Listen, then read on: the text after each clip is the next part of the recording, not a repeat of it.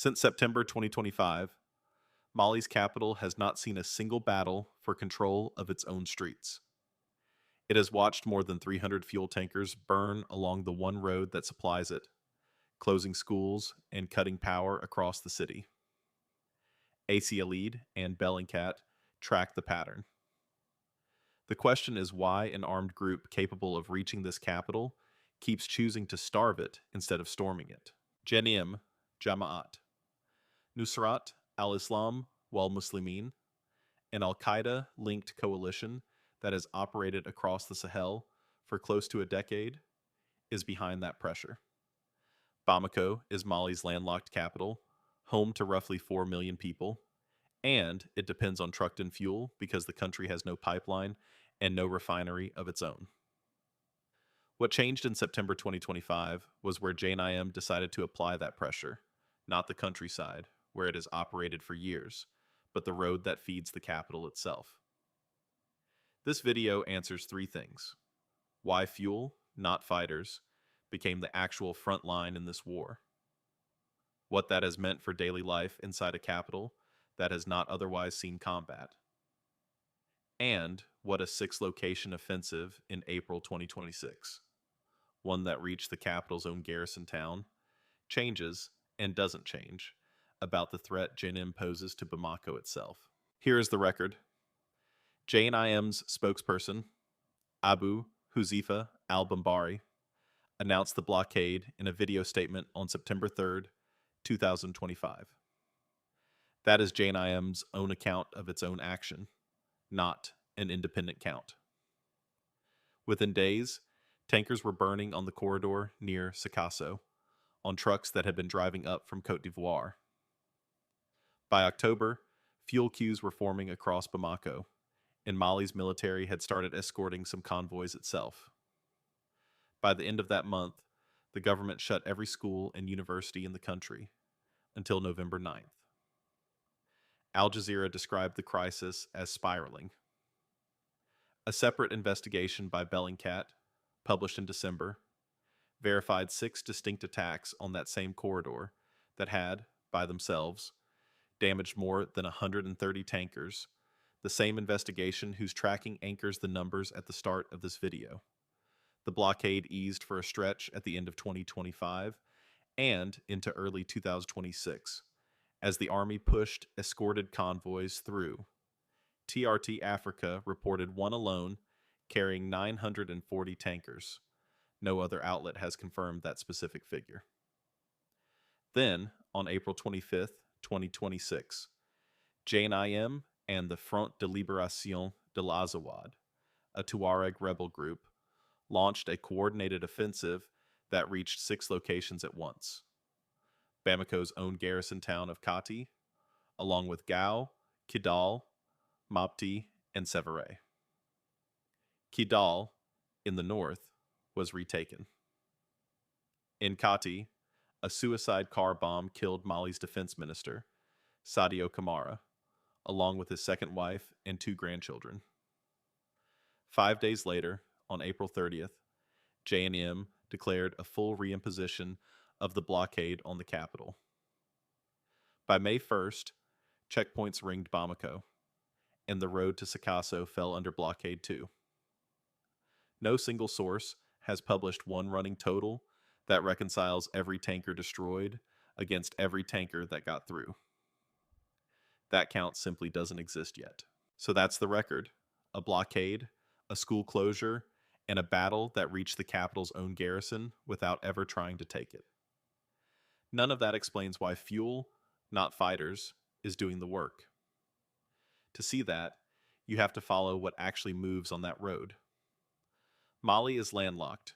Its fuel arrives by truck from Senegal and Côte d'Ivoire, because the country has no pipeline and no refinery of its own. JNIM targets the tankers on that corridor instead of assaulting the capital directly. Fuel scarcity then cuts electricity and closes schools, and forces the government to ration what fuel is left toward its own operations first. Distrust builds inside a capital that has otherwise not experienced urban combat. And the government leans on escorts from Africa Corps, Russia's military structure in Africa, the successor to the Wagner mercenary group, plus Turkish drone cover, just to keep convoys moving. Even after April 2026 proved JNIM and its allies could reach the capital's own garrison town, the group still hasn't tried to hold Bamako the way it took Kidal. Analysts call this interdiction cutting off what a place needs instead of fighting the people inside it. Put simply, instead of fighting street by street for a city of 4 million, you decide what's allowed to reach it, and the city does the rest to itself. It's the same logic navies have used for a century to bring a port to its knees without a single ship-to-ship battle, just applied to a landlocked capital and a highway instead of a coastline and a fleet. There's a name for what's happening on that road: the blockade playbook. You don't have to enter a capital to control it if you can control what gets to it first.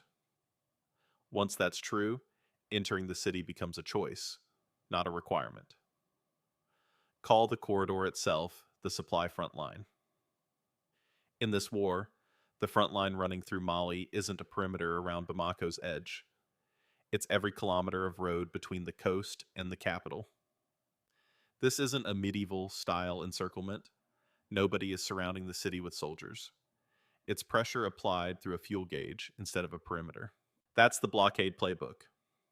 There's a serious case that this overstates how tightly Bamako is actually being squeezed, and it deserves a fair hearing. The blockade has never been airtight. Al Jazeera itself asked, in November, whether Mali was about to fall to JNIM, and the reporting it found pointed the other way. Convoys were still moving, escorted, however slowly. The army pushed escorted convoys through. TRT Africa reported one carrying 940 tankers alone. The pressure eased for a period in early 2026 before being reimposed at the end of April. And, most tellingly, the April 2026 offensive that proved JNIM and its allies could reach the capital's own garrison town produced no attempt to hold ground inside Greater Bamako, the way the same wave took Kidal in the north. Read generously, JNIM's goal toward the capital specifically looks like pressure, not conquest. What that reading doesn't explain is that the damage doesn't require conquest to land. Schools and universities have closed. Power has been cut. A government forced to ration its own country's fuel toward itself first is a government whose authority is visibly thinning, with or without a single soldier crossing into the city. And April 2026 is a reminder that no intent to hold the capital is not the same thing as no capacity to reach it. For families in Bamako, this means rationing fuel for cooking and transport. Schools and universities that have closed for weeks at a stretch, and electricity cuts that have become routine in a city that hasn't fought a battle for its own streets. Africa News described long lines at gas stations in October, motorcycles and cars clustered around whichever pumps were still open, people arguing over their place in line. For Mali's transitional government, it means buying its way around a problem it cannot solve militarily, leaning on Africa Corps escorts and Turkish drone cover just to keep tankers moving, a dependency that costs money and leverage even as it keeps the lights on. That is a trade the government did not have to make when the roads were simply open. Neighboring corridor states, Senegal and Côte d'Ivoire, absorb the disruption to transit trade whenever the road becomes too dangerous to run. And, outside Mali, this changes things for three specific actors. Russia gains a recurring revenue stream and a foothold through Africa Corps' escort contracts. Turkey gains leverage through the drone cover Mali now depends on. And France, pushed out of a security role in Mali years ago, has no operational part in any of this at all, a detail worth sitting with in a channel built around a sovereignty story, rather than one this video is going to resolve for you. None of the three is Mali's enemy, in any official sense. All three are collecting something from a capital that cannot fully supply itself. None of that is settled, whether the pressure keeps easing and tightening, whether the capital's restraint toward Bamako holds for good or only for now. Which means there are specific things to watch for an answer. First, whether tanker convoys under armed escort keep growing in size and frequency, or whether the blockade tightens again the way it did at the end of April.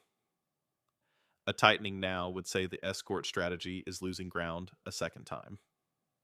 Second, whether Bamako's closed schools and universities reopen, and when. A reopening would be the clearest, most measurable sign that daily life in the capital is normalizing. Third, whether JNIM extends the same tactic to the corridor running through Abidjan, not just the one through Dakar, a story in its own right, but relevant here because it would mean JNIM no longer needs Bamako's own corridor to keep applying pressure. And fourth, whether black market fuel prices in the capital return to pre-blockade levels or keep climbing. Black market prices move faster than any official announcement, and they're one of the few signals ordinary residents can check for themselves. Squeezing a capital's fuel supply is cheaper and lower risk than trying to hold a city of 4 million people, and it doesn't require winning a single street fight to work. That's why, even after April 2026 proved JNIM and its allies could reach the capital's own garrison town, the group still hasn't tried to hold Bamako the way it took Kidal.